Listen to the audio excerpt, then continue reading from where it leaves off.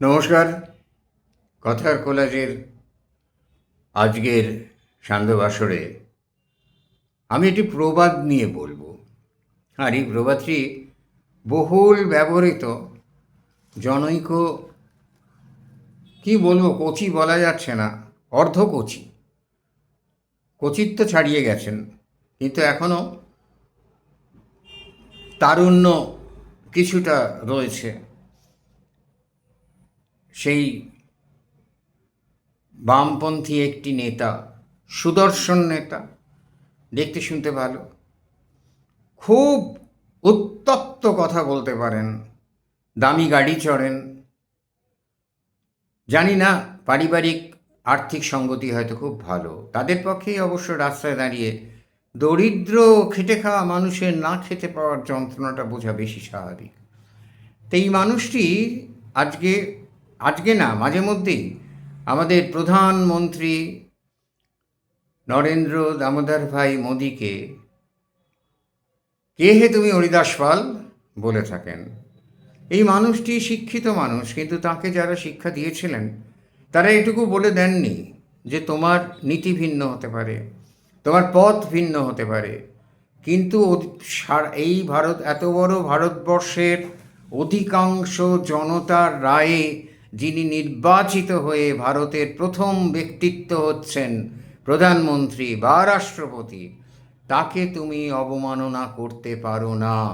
মানুষটিকে অপছন্দ করো, মানুষটি সম্বন্ধে তুমি বিরক্তি প্রকাশ করতে পারো তার কাজ সম্পর্কে, কিন্তু তুমি তার চেয়ারটাকে অবমাননা করতে পারো না। এটা কেউ তাকে বলে দেয়নি, কেউ তাকে শিখিয়ে দেয়নি, তার শিক্ষায় নিশ্চয়ই নেই।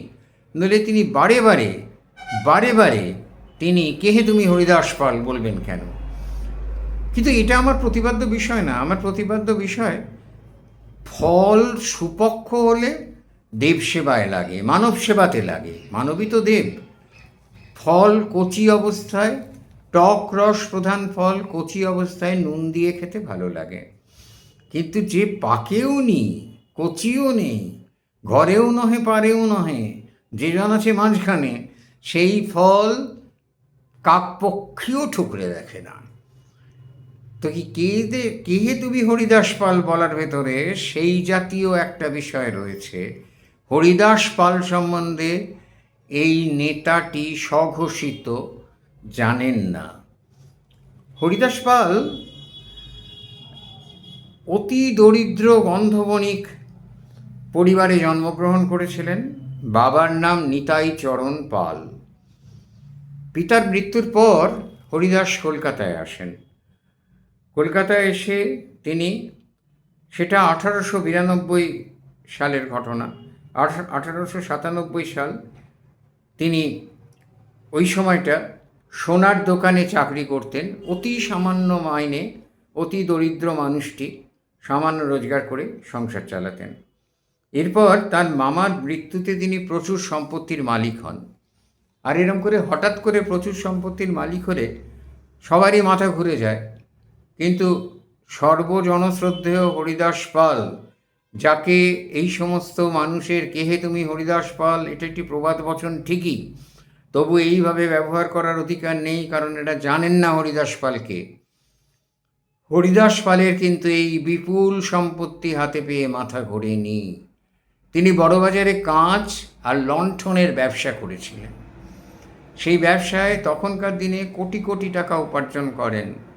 কিন্তু হরিদাস নিজে দারিদ্র্য থেকে উঠে এসেছেন, তাই দারিদ্র্য তিনি চিনতেন। খাবার না পেলে আর অতিরিক্ত খাবার খেলে দুটোতে যে পেটে আলাদা ধরনের যন্ত্রণা হয় তিনি জানতেন। তাই তিনি প্রচুর মানুষকে আর্থিক সাহায্য করেছিলেন, অসুস্থকে চিকিৎসা করিয়েছিলেন, ওষুধ কিনে দিয়েছিলেন। তার এই পরিমাণ ব্যয় যার হয়, তার তো এ কেবল দিনে রাত্রে জল ঢেলে ফোঁটা পাত্রে বৃথা চেষ্টা তৃষ্ণা মিটাবারে। তার তো আয় ব্যয়ের সমতা থাকে না, হরিদাসেরও ছিল না। তিনি তাই ক্রমশ দারিদ্র্যের দিকে যান। আস্তে আস্তে তার সম্পত্তিও নিলাম হয়ে যায়। তো এই হরিদাস পালের সমস্ত সম্পত্তি এগুলো নষ্ট হয়ে যাবার পর হরিদাস পাল তার এক কর্মচারী যে তার কাছে শিক্ষা নিয়ে তার কাছে তার মূলধনে ব্যবসা করে আজ ধনী, তার কাছে তিনি যান যে আমাকে একটু আর্থিক সাহায্য করো। হরিদাস আত্মাভিমানী মানুষ ছিলেন, অনন্যপায় হয়ে গিয়েছিলেন এই মানুষটির কাছে। কৃতজ্ঞ যে কত দূর হতে পারে তার ধারণা ছিল না। তাই হরিদাসকে দেখে, তখন হরিদাস পালের নাম বিরাট, তিনি বাবু সমাজের একজন বলে গৃহীত হয়েছিলেন। এই ঘটনার ঠিক আগে বাবু সমাজের একজন বলে তিনি গৃহীত হয়েছিলেন। লোকে বলতো, কে তুমি? হরিদাস পাল। এই শ্রদ্ধার সম্বোধন পাল্টে গিয়ে এখন হয়ে গেছে ব্যঙ্গের সম্পাদন। কে হে তুমি? হরিদাস পাল। কর্মচারীটি তাকে বলে বসেন, কে হে তুমি? হরিদাস পাল। টাকা ধার তিনি পাননি। তুমি কোন হরিদাস পাল যে তোমায় টাকা ধার দিতে হবে? 1933 খ্রিস্টাব্দে কিডনির দুরারোগ্য ব্যাধিতে তার আক্রান্ত হন, অসুখ হয় তার, এবং তার মৃত্যু হয়। হরিদাস পালের নামে কলকাতায় কোনো রাস্তা ছিল না। 1965-তে কলেজ লেনের নাম পাল্টে হরিদাস পাল লেন করা হয়। আবার এর একটা অন্য মতও আছে, কিন্তু দানশীলতাটা কোনো মতেই অগ্রাহ্য করা হয় না। অন্য মতে হরিদাস বাংলাদেশের, অধুনা বাংলাদেশের, তখন কিন্তু দেশটা অবিভক্ত, বাংলাটা আমারও বাংলা ছিল, তখন অবিভক্ত বাংলায় ঢাকা আমারও দেশ ছিল। যদিও আমি উত্তর 24 পরগনার মানুষ, বর্ধমান কি আমার দেশের মধ্যে নয়?